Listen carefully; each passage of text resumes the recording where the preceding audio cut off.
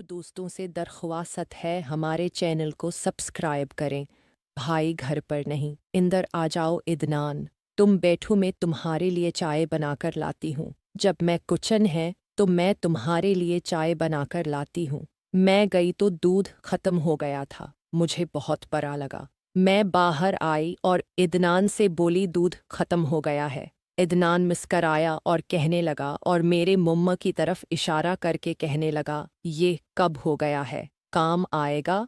मैंने कहा, तो फिर इंतज़ार किस बात का है। मुझे बहुत अच्छा लग रहा था क्योंकि हम दोनों ने मिलकर घर का काम किया। मेरा नाम सानिया है, मेरी उम्र 18 साल है। मैं स्कूल में पढ़ती हूँ और मैं एक जवान लड़की हूँ। महल्ले के सारे लड़के मेरे दीवाने हैं। मेरा सिर्फ एक भाई है। मेरे अबू दूसरे शहर में होते हैं और वो हर महीने बाद ही घर पर आते हैं, और उम्मी तो आए दिन खाला के घर ही जाती रहती हैं। वो घर से ज़्यादा वक्त अपनी छोटी बहन के पास गुजारती हैं। उनका घर भी हमारे घर के पास ही है। खाला के शौहर ने उन्हें तलाक दे दी थी।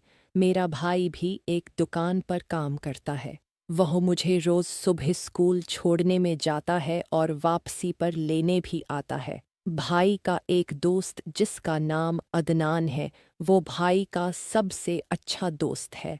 मैं और अदनान एक ही क्लास में पढ़ते हैं। जब कभी भी भाई लेट हो जाए करते तो अदनान मुझे घर पर छोड़ जाए करते थे।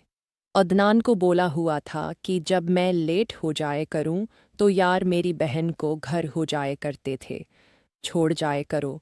वो तो अपनी दोस्ती निभा रहा था, लेकिन मैं अहमद पर दिल हार बैठी थी।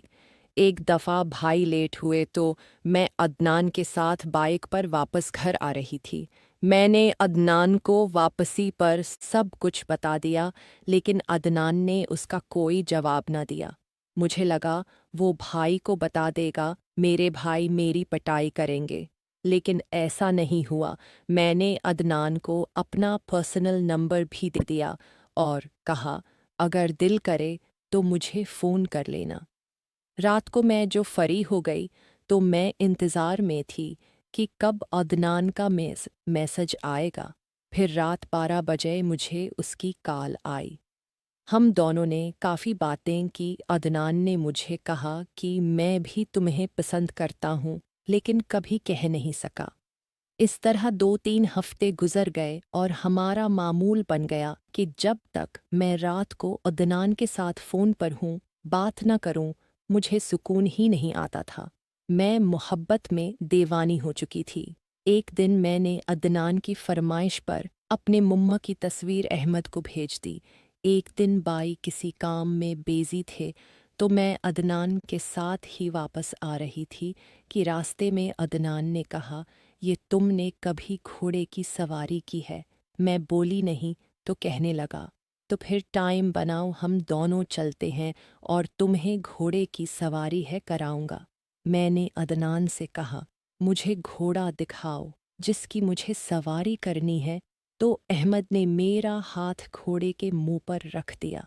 घोड़े का रंग सफ़ेद था, काफ़ी लंबा था और मजबूत था। अब 2-3 हफ्ते गुजर गए। मैं तो इस इंतज़ार में थी कि आखिरकार मुझे सवारी करने का मौका मिलेगा।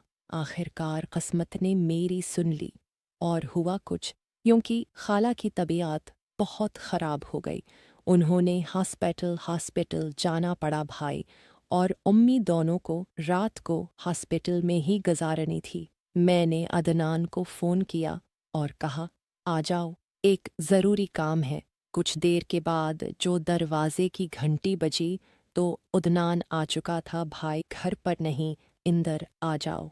अदनान, तुम बैठो, मैं तुम्हारे लिए चाय बनाकर लाती हूँ। जब मैं किचन में गई तो दूसरी ख़त्म हो गया था। मुझे बहुत बुरा लगा। मैं बाहर आई और अदनान से बोली है, दूध तो ख़त्म हो गया है। अदनान मुस्कराया और कहने लगा, मेरे मुम्मे की तरफ इशारा करके कहने लगा, ये कब काम आएगा। मैंने कहा, तो फिर इंतज़ार किस बात का है। फिर अहमद ने मुझे बहुत है अच्छा लग रहा था क्योंकि हम दोनों ने मिलकर घर का काम किया। दोस्तों, अगर आपको ये कहानी पसंद आई हो तो हमारे यूट्यूब चैनल को सब्सक्राइब करें और वीडियो को लाइक ज़रूर करें। बहुत शुक्रिया।